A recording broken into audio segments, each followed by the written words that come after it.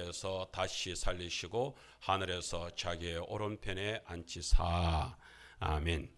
22절까지 말씀을 계속해서 볼 수 있으면 좋겠습니다만 오늘 설교 말씀이 거기까지 이어져 나가지 않을 것 같아서 오늘 말씀 여기에서 말씀을 이어져 나가도록 하겠습니다. 지난주에 이렇게 몇 주간에 걸쳐서 이렇게 우리 성도님들 이야기, 우리 청년들 이야기를 이렇게 듣는데 지난번에 둘째가 인영이가 휴가를 와서 이렇게 같이 지내면서 이렇게 서로 이야기를 좀 나누었습니다. 그래서 어떠냐, 어떻게 생활하냐라고 얘기했더니 뜻밖의 이야기를 하는 거예요. 재미가 없대요. 그래서 뭔 말이야. 근데 뭐 직장에서도 그렇고 자기가 뭐 생활하는데도 큰 활력이 없어서 이렇게 재미가 없다는 얘기를 하는 거예요. 그럼 오늘 설교 제목을 제가 그렇게 잡았습니다. 재미 있습니까? 여러분은 재미 있습니까? 어떻습니까? 그래서 우리 성도님들과 함께 근데 우리 인형이면 그런 것이 아니라 또 그래서 지난주에 우리가 도행이 예행이한테 물었더니 이 청년들도 그렇게 크게 이렇게 뭐 의욕이 없는 것처럼 얘기를 하는 거예요.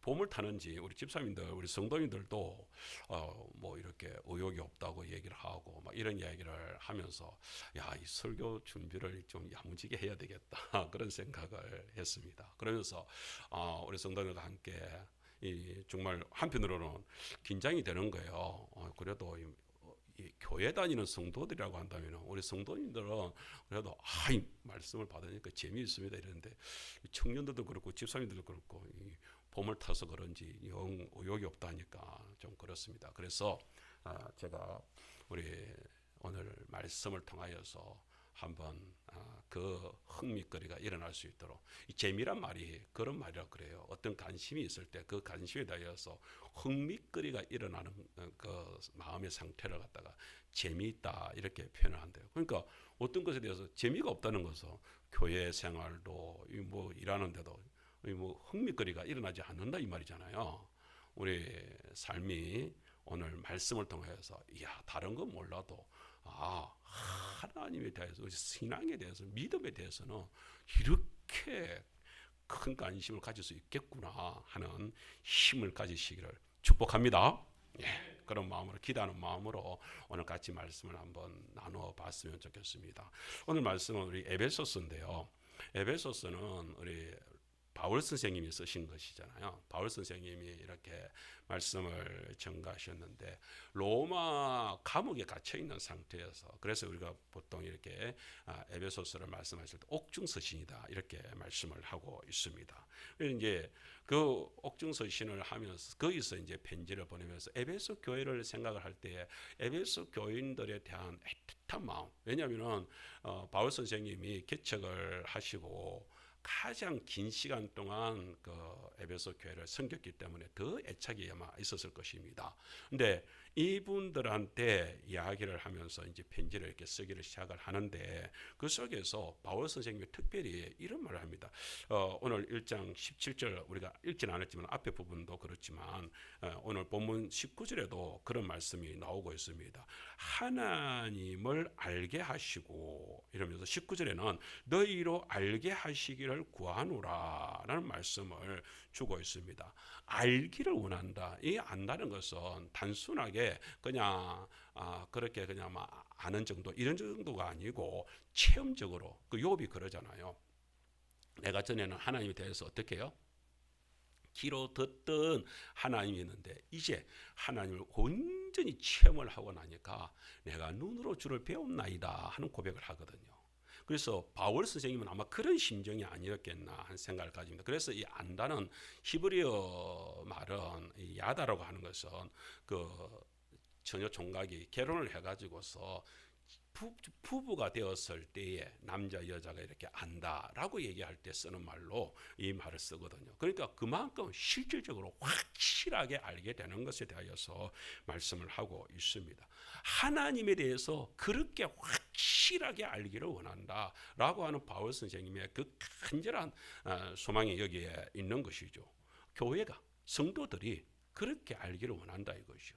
저는 바울 선생님과 똑같은 마음으로 우리 성도님들이 정말 오늘 말씀을 통하여서 그동안에 내가 들었던 하나님이 그런 분이었나 싶은데 어이구 하나님이 정말로 그런 분, 그런 막연하게 들었던 그런 하나님이 아니고 오늘 정말로 내 속에서, 내 삶 속에서 이런 하나님이었군요, 이런 예수님이었군요, 그 사실이 오늘 이 시간에 깨달아지시기를 주의 이름으로 축복합니다.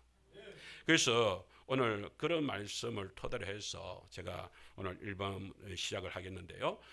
한번 읽어보겠습니다. 자, 저 위에 있는 제목부터 시작. 절대 절망을 절대 희망이 되게 하는 능력으로 함께 하십니다.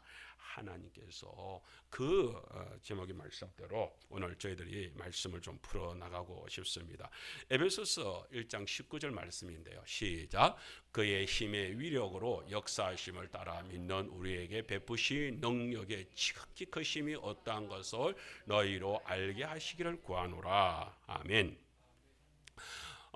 하나님께서 여기 보세요. 저 보면 하나님께서 지금 바울 선생님이 편지를 쓰면서 하나님의 그 능력에 대해서 말씀하셨어. 힘, 위력, 역사, 그 다음에 능력, 이 모든 것들을 총동원을 해서 하나님의 지극히 크신 능력에 대하여서 이렇게 말씀을 하고 있습니다. 그래서 이것을 뭐 이렇게 단어로 이렇게 좀 해석하기보다는 제가 한 가지 하나님의 능력이 어떠한 능력인가를 창세기 1장 2절 말씀을 통하여서 한번 보려고 합니다. 이번 한번 보세요.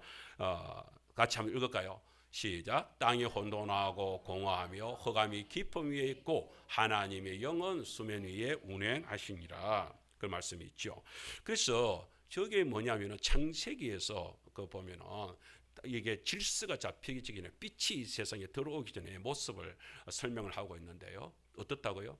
혼돈스럽고 공허하고 흑암만 가득 찬, 깊이 있다 그랬잖아요. 가득 찬. 그것은 어떤 것도 소망이 없는, 바로 이것이야말로 우리 인생사를 얘기하게 될 때 절대 절망의 모습들, 그런 모습들이 아닌가 이런 생각을 가지게 되는 것이거든요. 그런데 그 속에 하나님께서 뭐요? 능력으로 역사를 하십니다. 이 능력으로 역사하신다. 이 말은 두나미스, 성경에 보면은 원어로 두나미스가 뭐예요? 다이너마이트의 힘, 그게 두나미스란 말이에요. 하나님의 그 다이너마이트 같은 그 능력이 그 혼돈스럽고 공허하고 흑암이 가득 찬 것 속에 개입을 하십니다. 딱 들어가십니다. 들어가시니까 어떤 일이 벌어요? 그러면서 그 속에서 하나님께서 말씀으로 선언하십니다. 능력이 있으신 하나님께서 빛이 있으라 라고 선언을 하기 시작을 하죠. 그 선언과 동시에 그 혼돈스럽고 공허하고 흑암이 가득 찬 땅이 어떻게 변합니까? 갑자기 그 속에 빛이 확 풍겨나는, 빛이 비춰지는 놀라운 역사. 그때부터 주님께서 말씀하시는 대로 그 속에 온갖 것들이 이제 이렇게 질서가 잡혀지고 천지 창조가 쫙쫙 이루어지는 과정이 있죠. 무엇 때문에요? 하나님의 어떤 능력? 크신 능력 때문에요. 할렐루야. 그래서 지금 우리가 그 자연 만물을 누리고 있는 것은 하나님의 크신 능력으로 이루어진 이 천지 창조란 사실을 우리가 알아야 되는 것입니다. 자연주의들 이렇게 해가지고서 이상하게 자연 반생적으로 이런 것들이 진화론 이런 것들이 아니라 하나님의 창조의 능력으로, 그 크신 능력으로 이 땅이 만들어졌다는 사실, 그 엄청난 다이너마이트 같은 능력으로 만들어졌다는 사실을 기억하셔야 될 줄 믿습니다.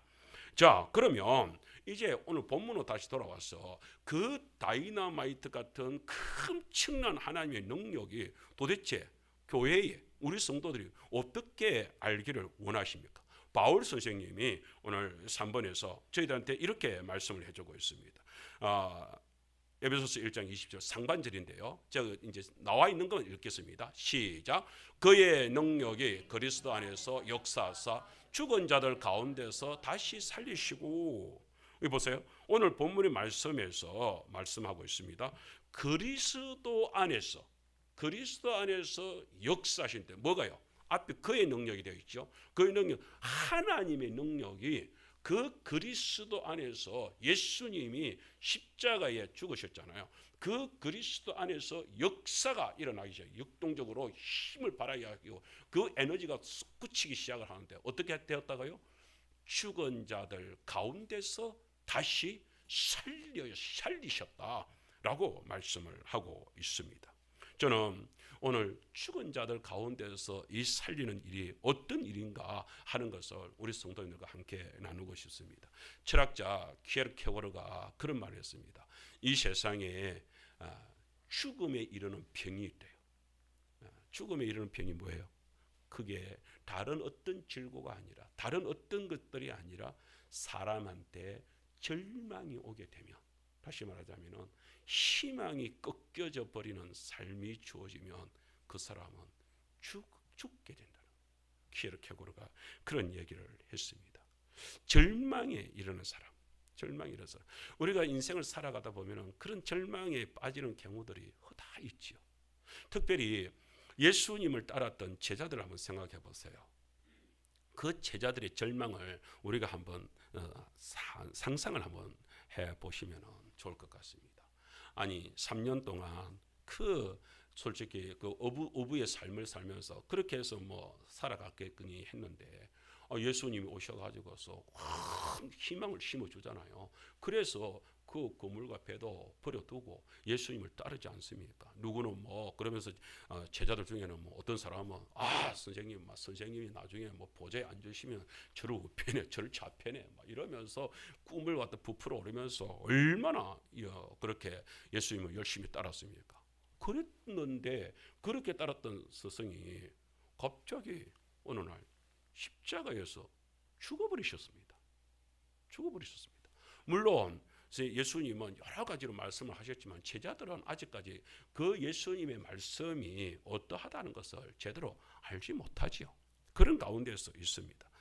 그 요한복음에 보게 되면은 예수님 그렇게 십자가에 못 박혀 죽으시고 나서 제자들이 어떤 모습으로 있냐 하는 것을 설명을 하고 있습니다. 그네들은 문을 걸어 잠그고 그 속에서 그야말로 어떤 면에서는 그 모습이 어떤 모습을 보입니까?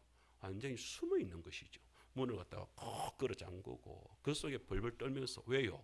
그 예수를 죽인 무리들이 또다시 예수를 따르는 무리들도 함께 죽이려고 덤벼들지도 모르니까 그 속에서 겁이 나가지고서 숨어 있는 모습, 바로 이 모습이야말로 아무런 희망도 소망도 가질 수 없는 절대 절망의 모습이다 하는 것을 우리가 보게 됩니다. 그런데 어떻게 해요? 그 속에 숨어 있었고 떨고 있었고 두려워서 어쩔 줄 모르는 그들한테 예수님이 어떻게 나타나십니까? 아니 문을 똑똑 두드리는 것도 아니고 야 문 열어라 이런 것도 아니고 갑자기 그것에 딱 나타나셔서 당신의 그 못자국을 보이고 옆구리를 보이면서 나다 평안하라 라는 말씀을 주고 계시지 않습니까? 얼마나 제자들이 그 속에서 새로운 솟아나는 희망, 그 희망을 느꼈을 줄 믿습니다. 우리가 어떤 면에 있어서 그 절대 절망이 오는 가운데서 희망만 있으면 살 길이 생깁니다. 주님께서는 오늘 제자들한테 그 희망을 주고 있는 것이죠.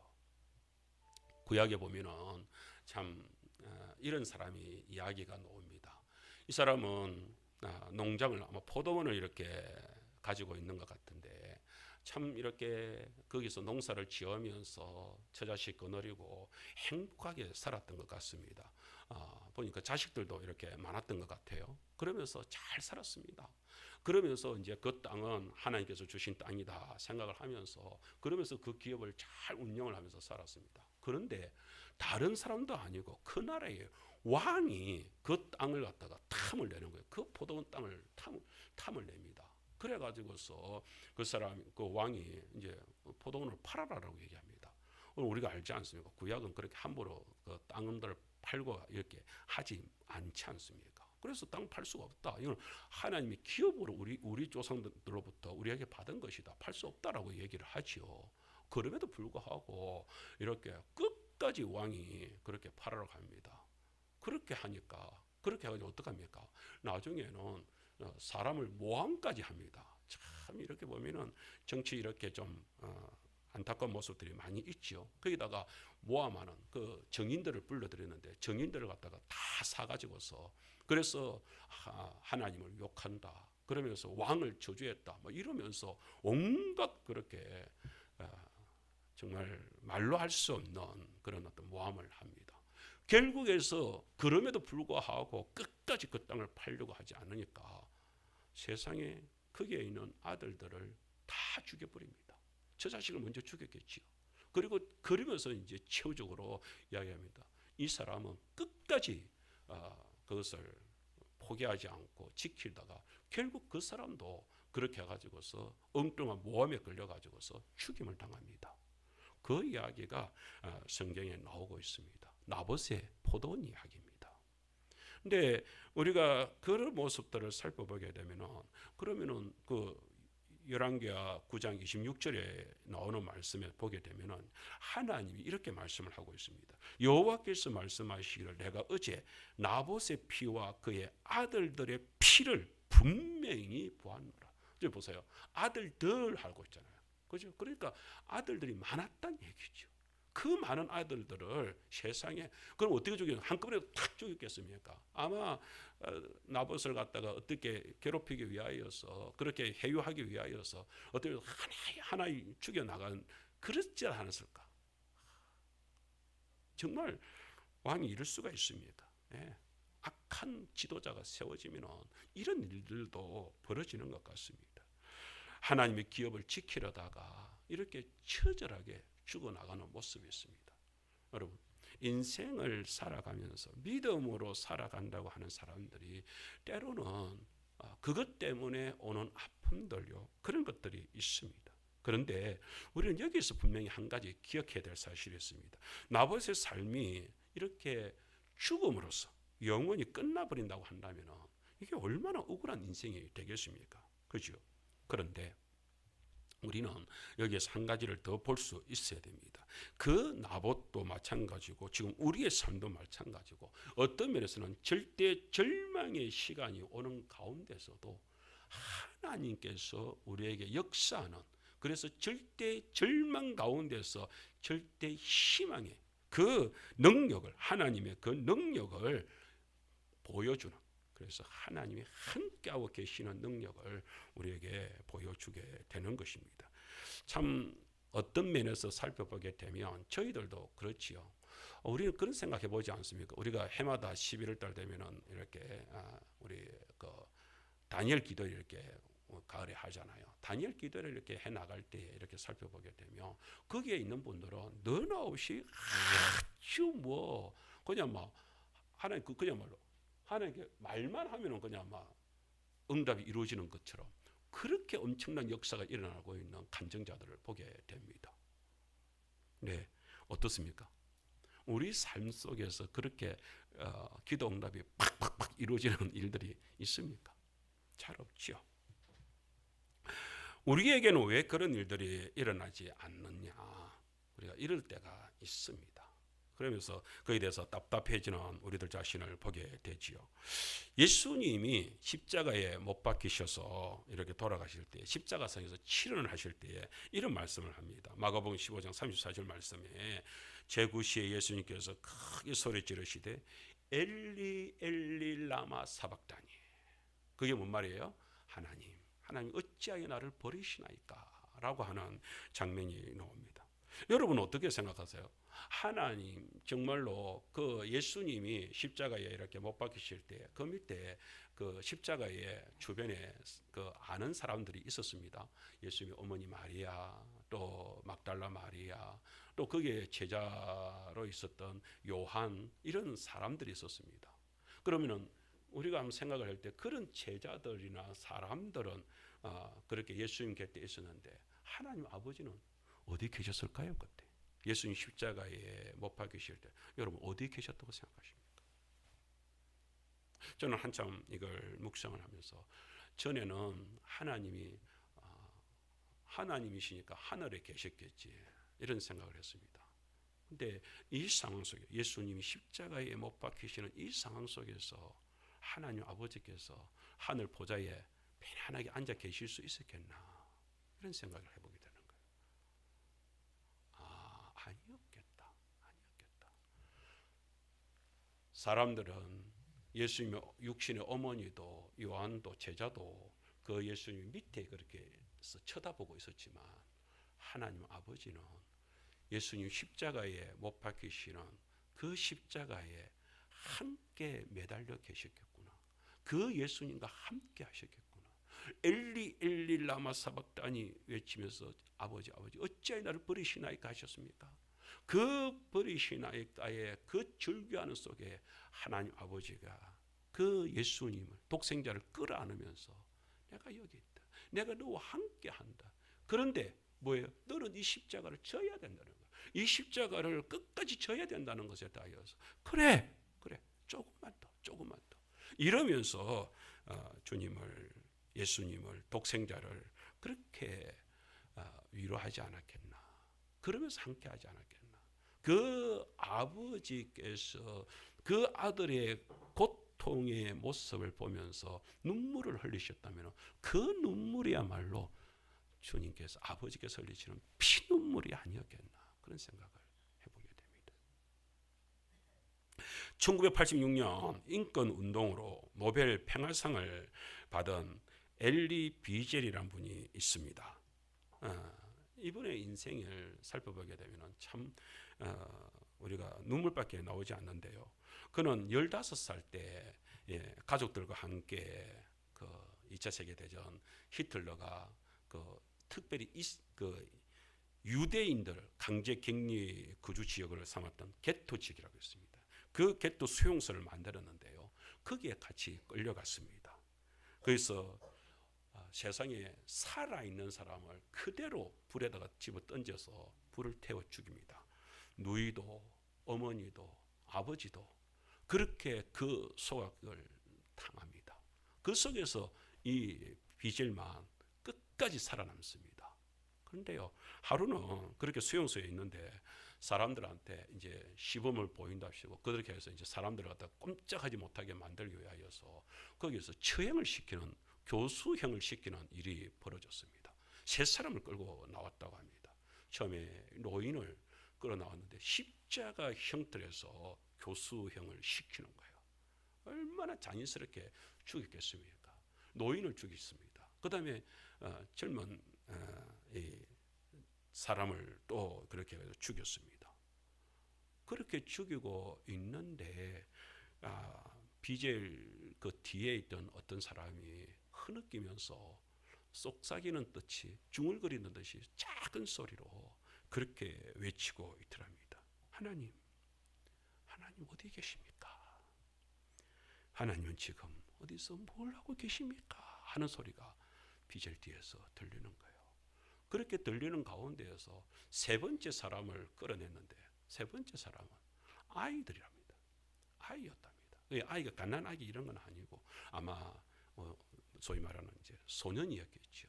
그 소년이 깡말라 가지고서 아무것도 먹지 못한 것처럼 깡말라 있는 아이를 끌어냈는데 이 아이를 그렇게 십자가에다가 매단 것이에요. 그런데 아이가 이렇게 몸이 말라서 그런지 쉽게 죽지도 않는 거예요. 근데 독일 군인들이 거기서 사람들을 하여금 이렇게 흩어지지 못하도록 꼼짝도 못하도록 그 아이가 마지막 숨이 거두어질 때까지 끝까지 지켜보겠고 그렇게 했다는 거예요. 얼마나 잔인하게 그렇게 했습니까? 그걸 비젤이 보고 있습니다. 근데 보고 있는데 뒤에서 그 아까 그 흐느끼던 사람이 또 그러는 거예요. 하나님 어디 계십니까?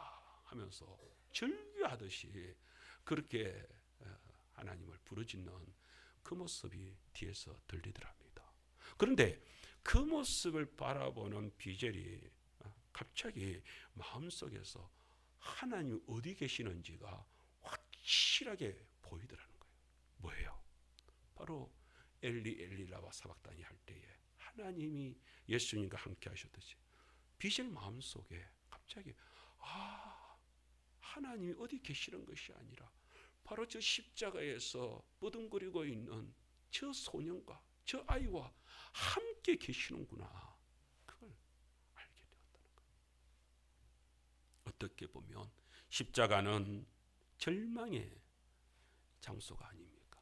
근데 비젤은 거기서 하나님과 함께하는 그 아이가 이제 부활로서 다시 살아날 것을 바라보니 거기에 희망이 보이더라는 것이죠. 그게 우리의 모습이라는 것입니다. 하나님께서 정말로 절망 가운데 있는 것처럼 보이지만 거기서도 희망을 찾아낼 수 있는 모습을 보게 됩니다. 세계 2차 대전이 끝나고 나서 그 아우슈비츠 수용소를 이렇게 조사를 하기 시작을 했습니다. 한 병사가 이렇게 찾고 있는데 거기서 한 벽에 쓰여진 글귀가 이렇게 나와 있는 것을 찾아냈습니다. 여기 쓰여져 있는 대로요. 거기에 처음에 첫 글귀가 이렇게 나오더랍니다. Where is God? 하나님 어디 계십니까? 그렇게 쓰여진 글귀가 딱 있는 거예요. 그렇게 병사가 이 수용소에서 이 고통 가운데 있었으니 이 질문이 놀만도 하다 싶어. 그러면서 벽을 이렇게 쭉 훑어갑니다. 그런데 그 밑에 저 글이 하나 더 나오는 거예요. 뭐예요? God is here. 하나님은요 어디 계세요? 하나님은 여기 계십니다. 하나님은 여기 계십니다. 근데 어떤 분이 성도가 쓰는지 그 밑에다가 이제 찬송 시를 쓴 거예요. 시를 써놓은 것이 쫙 있는 거예요. 그 찬송 시를 이 병사가 읽으면서 눈물이 터졌다는 거예요. 눈물이. 한 시간을 병사가 한 시간을 울면서 그렇게 오열을 터뜨렸다고 이야기를 하는 거예요. 여러분 그 글귀가 뭐였을까요? 오늘 우리가 오전 영상으로 우리가 찬양을 같이 드렸잖아요. 봤잖아요. 그 찬양이 304장 우리 찬송인데요. 여러분 생각을 해보세요. 하나님께서 부르시는 그 시인이 그 속에서 그 고통 가운데에서 적는 하나님의 노래가 이렇습니다. 그 크신 하나님의 사랑 말로 다 형용 못하네. 앞으로 한번 띄워보세요. 그 크신 하나님의 사랑 말로 다 형용 못하네. 저 높고 높은 별을 넘어 이 낮고 낮은 땅 위에 죄범한 영혼 구하려 그 아들 보내사 화목제물 삼으시고 죄 용서하셨네.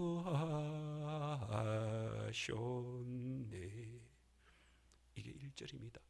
여러분 3절에서는 이렇게 노래를 하고 있습니다. 하늘을 두루마리 삼고 바다를 먹물 삼아도 한없는 하나님의 사랑 다 기록할 수 없겠네. 하나님의 크신 사랑 그 어찌 다 쓸까? 저 하늘 높이 쌓아도 채우지 못하리. 그러면서 후렴 부분을 터뜨리는데요. 여러분 후렴 부분을 같이 한번 불러볼까요?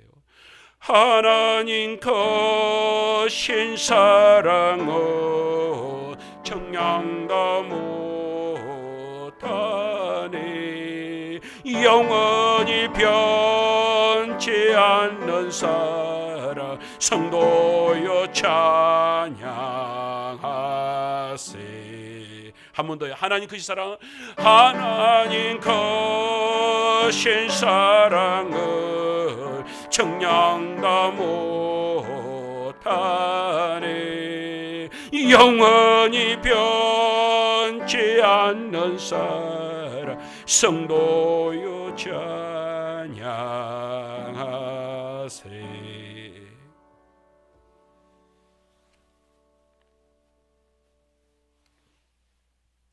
여러분 어떻게 생각하세요?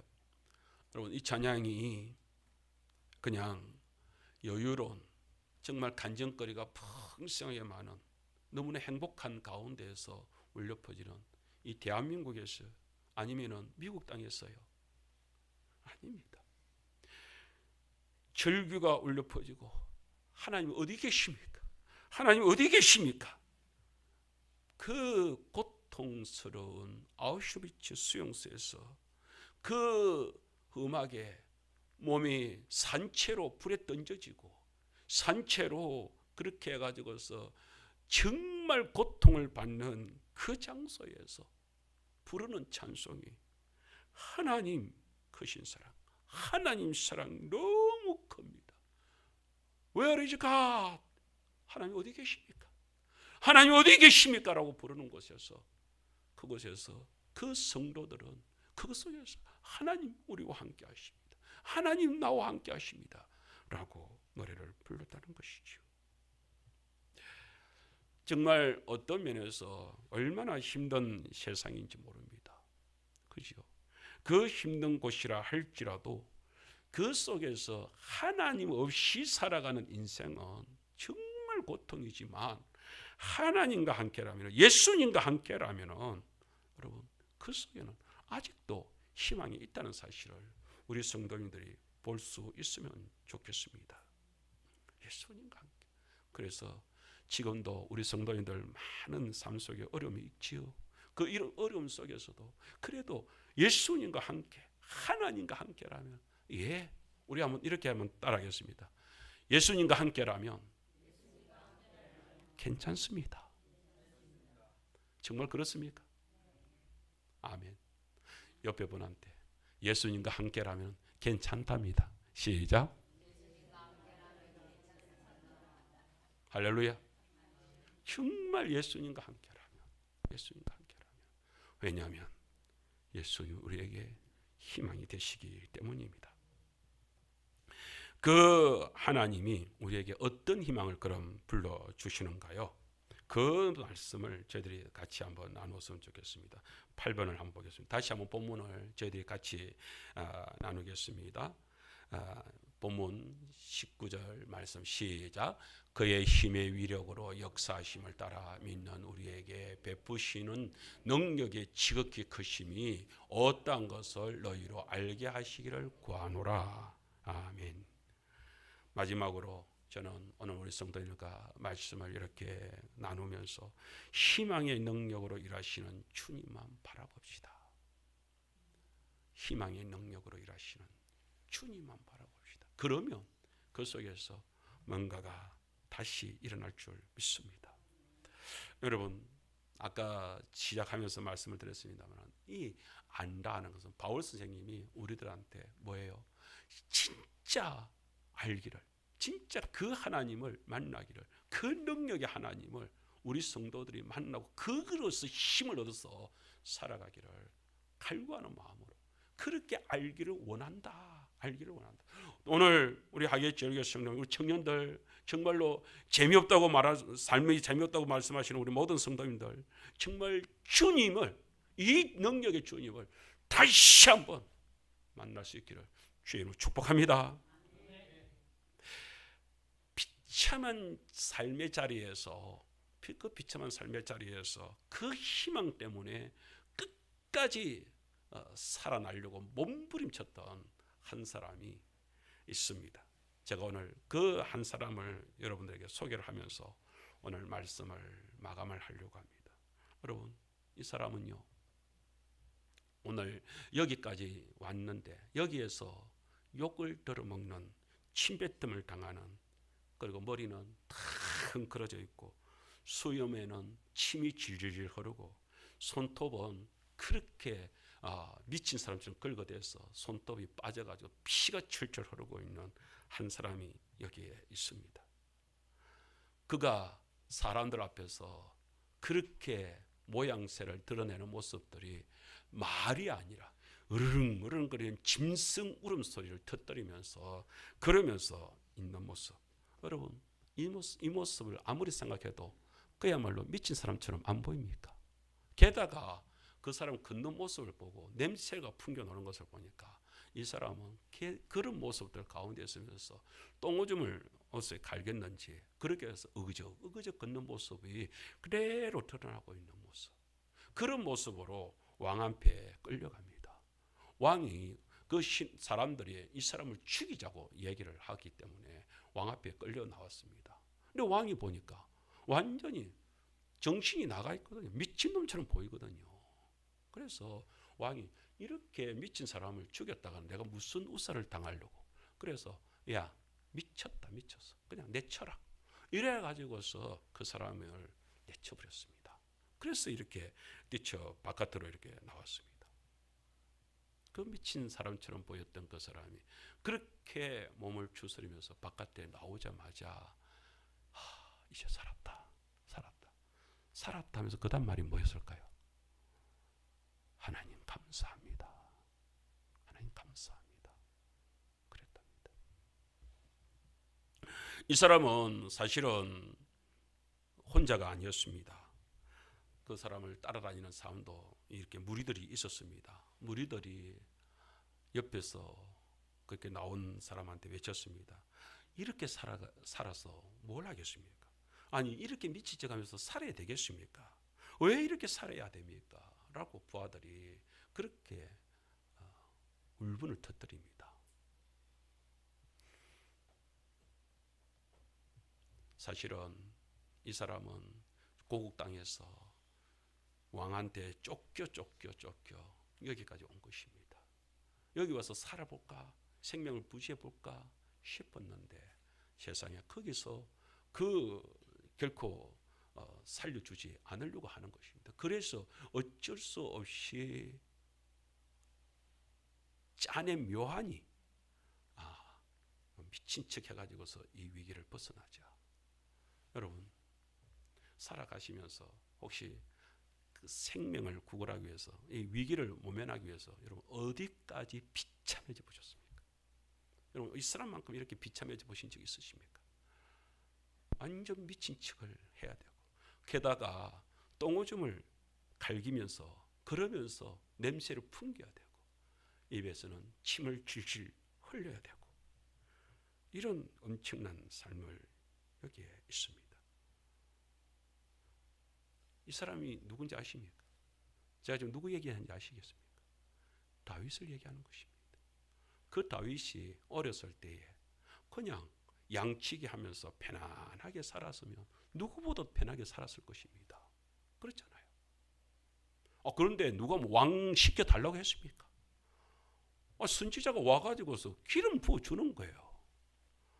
그리고 여러분 그 골리앗 알잖아요. 그때의 사울 군대가 사람들이 얼마나 군대라고요. 군대. 그 숱한 병사들이 있는데 단 한 명도 골리앗 앞에 나가는 사람이 없었습니다. 여러분 우리는 성경 다윗과 골리앗 이러면서 그냥 쉽게 골리앗 앞에 나간 것처럼 보이지만 사실은 그 다윗도 그 어떤 면에서는 한 사람 아니에요. 저도 설교 시간에 이렇게 매주 이렇게 씁니다만 저희 딸이 그럽니다. 아빠는 이제 설교 시간에 설 때에 떨리지 않죠? 그러더라고요. 그럴까요? 저는요 설교 시간에 설 때마다 떨립니다. 설 때마다. 오늘도 벌벌 떨립니다. 그래도 또 씁니다. 왜요? 하나님 의지하기 때문에 쓰는 것밖에 없는 것이죠. 다윗은 하나님 지켜주실 것이라는 것을 알았지만 다윗이 그럼에도 불구하고 사람인지라 그 엄청난 그인 같은 골리앗 앞에 서면서 아무지도 않게 룰루랄라 이러면서 갔을까요? 나는 안 그랬을 거라고 생각합니다. 목숨 걸고 나도 너 앞에서 사력을 다해서 아마 다윗은 그 사자하고 싸울 때도 곰하고 싸울 때도 사력을 다해서 목숨을 다해서 그렇게 싸웠을 것입니다. 그렇게 해가지고서 하나님 의지하면서 하나님 도와주세요 하면서 그렇게 해가지고 그래서 골리앗을 쓰러뜨렸잖아요. 그러면 뭐 이렇게 축하라도 있어야죠. 그게 오히려 빌미가 돼가지고서 사울한테 쫓기는 인생을 살게 되는 게 그게 다윗의 인생입니다. 그런데 그 다윗이 도망 다닐 때가 없어가지고서 적이라고 알았지만 그래도 혹시 여기서 살까 싶어서 그 아기스 왕에게까지 와가지고서 살려달라는데 병사들이 봐줍니까? 골리앗을 죽인 원흉이 저 인간인데 이래가지고서 안 된다. 이래가지고 잘못하면 죽게 되는 시간이 되니까 거기서 미친놈 취급을 그렇게 미친 짓을 하는 거지요. 짓을 하는 거죠. 그래 가지고서 그 앞에 있는 그 상황들이 벌어졌고 거기서 이제 겨우 구살생으로 살아난 겁니다. 그렇게 살아나고 나서 나와 가지고서 자기가 지은 시에다가 곡을 붙여가지고 찬송 시를 부른 거예요. 그게 시편에 나오고 있습니다. 근데 9번에 한번 보세요. 그 시편 56편에 이렇게 보게 되면은 시편 56편 거기에 시작을 하면서 시편 56편에 이제 그 노래를 부르기 전에 그 앞에 뭐라고 적힌 제목이 있습니다. 그 제목에 우리가 읽을 때는 이게 뭐야 싶은 제목이 하나 있는데 그게 뭐냐면은 요낫 엘렘 로호김. 여러분 성경에 보면은 저런 이름이 있습니다. 그 표제 이름이 적혀져 있습니다. 저게 뭔 뜻일까요? 의미는 멀리 떨어진 떡갈나무 위에 비둘기라고 하는 비둘기의 곡조다라고 하는 제목이 딱 붙여졌습니다. 저것만 가지고도 또 여러분 모르겠죠. 근데 저 말은 그야말로 멀리 떨어진 떡갈나무 위 떡갈나무가 있잖아요. 근데 그 비둘기하고 이렇게 이야기를 하고 있는 부분인데 이것은 뭔 얘기를 하는 것이냐면은 비둘기가 멀리 떨어진 떡갈나무가 있는데 비둘기가 가까이 있어야 떡갈나무를 먹을 거 아니에요. 떨어져 있는 거예요. 먹을 수가 없죠. 이런 것처럼 다윗의 심정이 지금 어떻다고요? 평안함, 그렇게 살아날 수 있는 것하고는 상관이 없는 너무 처절한 자기 상황을 그렇게 노래를 하고 있는 모습입니다. 그런데 그 밑에 하나가 더 나오는 거예요. 그 시가 무슨 시냐? 믹담시다라고 하는 부분이 하나가 더 있습니다. 나중에 여러분들이 시간이 있으면 한번 다윗의 믹담시 이런 말이 나오는데 이 믹담이라는 말은 황금의 시 이런 뜻을 가지고 있습니다. 근데 참 좀 아이러니합니다. 황금의 시가 왜 황금인지 좋아서 황금이 아니라 이 믹담이라고 하는 말에는 하나님이 나를 버리셨다 하는 고통의 고백이 터져 나오는 시들이 다 이 믹담 시들입니다. 믹담 시라고 되어 있는 부분들을 다 읽어보세요. 그러면 거기에는 다 뭐냐면 하나님 나를 버리셨어. 그야말로 예수님이 엘리 엘리 라바 사막다니 하고 있는 것처럼 똑같은 그런 고백이 터져 나오고 있는 부분들을 보게 됩니다. 제가 이것을 어떤 자료책에 이렇게 보니까 믹담의 의미는 뭐냐? 입술을 깨문다, 이를 악물고 인내한다 하는 의미를 가지고 있답니다. 다시 말하자면은 믹담이라고 하는 것은 눈물과 서름을 참으면서 그것도 함부로 외치지도 못하는 거예요. 그래서 속으로, 그래서 뭐냐? 침묵의 시다. 침묵의 시다. 그 고통스러운 가운데에서 침묵을 외치고 그래서 황금의 찬양시다라고 노래를 한다는 것입니다. 여러분 정말로 고통스러울 때는요 속에서요 터져 나오는 그것도 없어요. 그 소리를 낼 수도 없을 정도로 고통스러운 것입니다.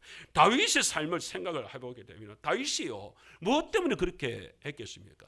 도대체 자기가 지금 저 전쟁 때 그렇게 해가지고서 그렇게 승리를 하고 조국을 위해서 그렇게 몸 바쳤는데 이 생명의 위협을 받고 쫓기는 인생을 살다니요.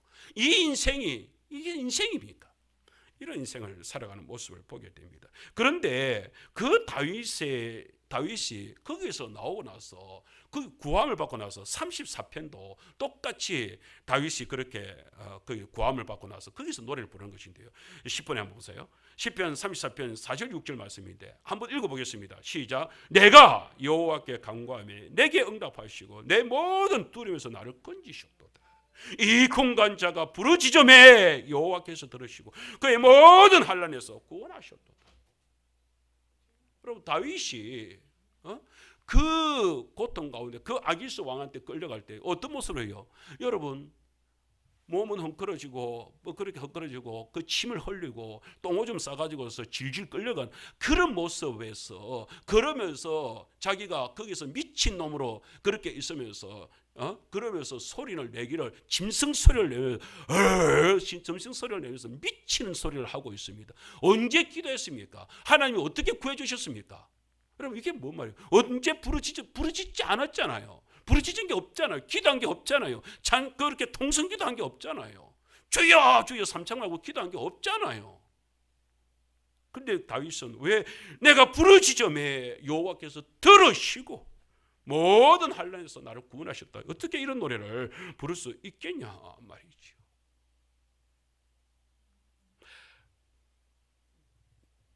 저는 설교를 준비를 하면서 이 다윗의 이 마음이 저한테까지 이렇게 다가오면서 그래서 설교 준비를 못하겠더라고요.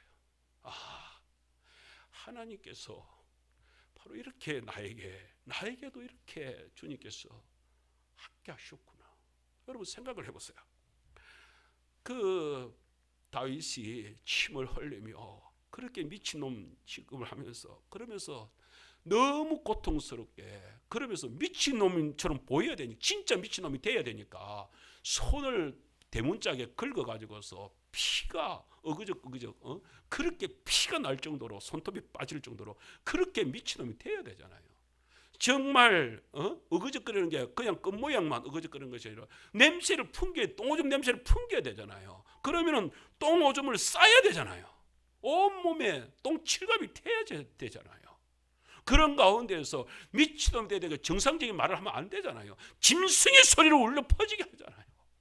그런 삶이 지금 다윗의 모습이라고요. 그 다윗의 마음이 이해되십니까? 그렇게 끝으로는 하면서 자기 침묵을 하면서 속에서 부르짖는 기도가 있습니다. 그리는 그 다윗이 속에서 부르짖는 기도가 뭐예요? 하나님 나 좀 살려주세요. 이 지금 왕이 나를 죽이려고 하는데 이들이 나를 죽이려고 하는데 여기 내가 죽으면 내 따라온 저 식솔들이 다 죽게 되는데 나 좀 살려주세요. 살려주세요. 외치고 있는 그 다윗의 그 부르짖음이 들리십니까? 삶 속에서 우리가 일어날 때요 그런 삶이라고요.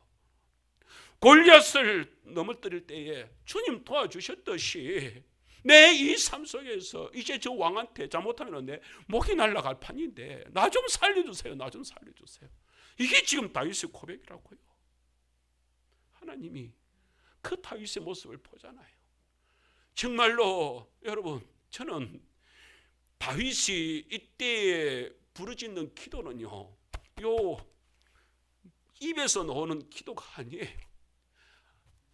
다윗의 입에서는 으르렁거리는 짐승의 소리가 나올 뿐이고 다윗의 가슴에서 울려 퍼지는 그 소리, 기도의 소리, 하나님 나 좀 살려달라고 하는 그 기도의 소리가 지금 퍼지고 있는 것입니다.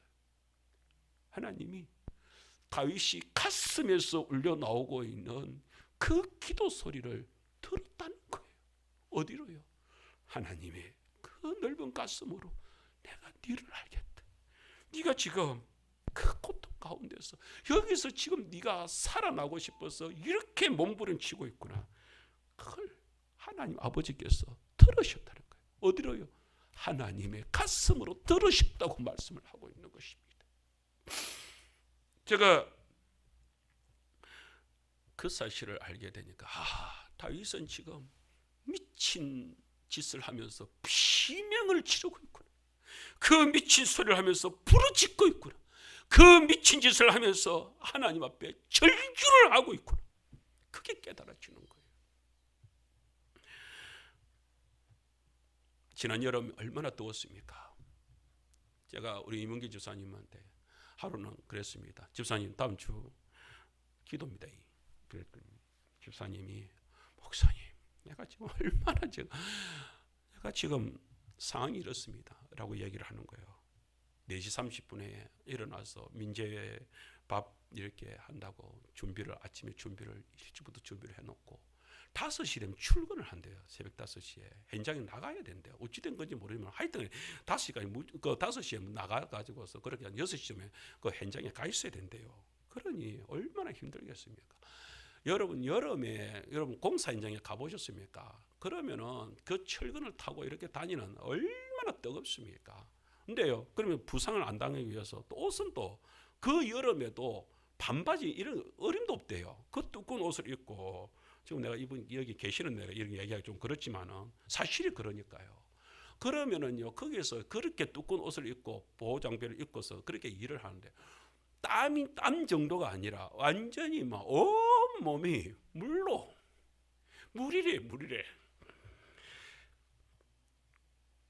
하루 일을 마치고 집에 돌아오면 그냥 막 몸이 녹초가 된답니다. 그렇게 해가지고서 살고 있는데 목사님 제가 이렇게 살고 있는데 어째 기도할 준비가 어디 있습니까? 이러는 거예요. 참 너무 힘든 상황들을 얘기하는 것 같습니다. 우리 집사님만 그렇습니까? 오늘 우리 성도님들의 삶을 다 얘기를 하자면 우리 성도님들 똑같이 그러죠. 목사님, 저희들이 다 그리 힘듭니다. 예, 우리 성도님들의 삶이 다 그렇게 힘든 삶을 살고 있는 걸 제가 이렇게 느껴집니다. 그런데 집사님이 그 다음 말을 하는 거예요. 목사님, 그런데요, 제가 아침마다 하는 게 있습니다. 이러는 거예요. 그러면서 집사님이 이런 얘기를 합니다. 하나님, 제가 전에 감사하자고 그랬잖아요. 그때부터 해가지고 집사님이 하나님 감사합니다, 감사합니다, 그렇게 외치고 부르짖고 감사합니다, 감사합니다. 그러면요, 이상하게 또 힘이 나고 그래서 또 버티게 되고 그런다는 거예요. 제가 그 하나님 감사합니다라고 외치고 있다는 그 집사님의 말을 들으니까 제 속에서 그런 심정이 소리가 들리는 거예요. 아, 집사님은 하나님 앞에서 감사해서 감사한 게 아니라 정말 집사님은 저 감사를 외치면서 하나님께 부르짖고 있구나. 우리 집사님의 비명이 저 감사 속에 있구나. 우리 집사님의 감사합니다 말에 하나님의 향한 기도가 저기에 있구나. 그 생각이 드는 거예요. 그래서 그렇게 또 하면은 하나님께서 어떻게 또 힘을 주셔가지고 또 이겨내고 그 여기까지 지금 왔습니다. 우리 집사님이 정말로 승리해 나가고 하루하루 승리해 나가는 모습이 꼭 다윗의 모습하고 똑같아 보이고 우리 성도들의 삶의 모습들이 뭐 장태에서 모습은 안 그렇습니까? 어디에서든지 삶의 모습들이 다 그런 모습이 아니겠나 이런 생각이 드는 거예요. 오늘 그리스도 안에서 역사하신 죽음 가운데서 역사하셨다는 것이 단순하게 그냥 예수님께서 부활하셨다 정도가 아니라 오늘 우리들한테 우리 삶 속에 다가오면요, 우리의 삶에 있어서도 그 죽음의 자리에서도 결코 우리를 내버려 두지 않으시고 하나님의 그 두나미스 같은 능력으로 우리를 갖다가 살려내시겠다고 하는 그 강한 의지가 있다는 것입니다. 여러분, 그 하나님을 여러분들이 붙드시기를 주의로 축복합니다. 그 역사하시는 하나님이 우리와 함께 하시는데 왜 거기서 우리가 좌절하겠습니까? 왜 거기서 의욕을 잃겠습니까? 여러분, 그 두나미스의 능력 하나님, 나의 하나님, 우리의 하나님이십니다. 그 하나님 붙드시고 이제 오늘부터 정말 하나님의 그 크신 능력이 나와 함께한다. 이 끝없는 이 엄청난 은혜 속에서 여러분 웃으시기 바랍니다. 살맛이 난다 고백하시기를 주로 축복합니다. 재미있는 삶이 아닙니까? 그 능력의 하나님이 우리와 함께 하시는데요, 왜 의욕을 잃습니까? 왜 봄을 탑니까? 집사님, 봄 타지 맙시다. 다시 한번 더 일어납시다. 힘있게 우리가 하나님께 찬송으로 나가는 저와 여러분 되기를 주로 축복합니다. 우리 302장 찬송을 우리 같이 부르겠습니다.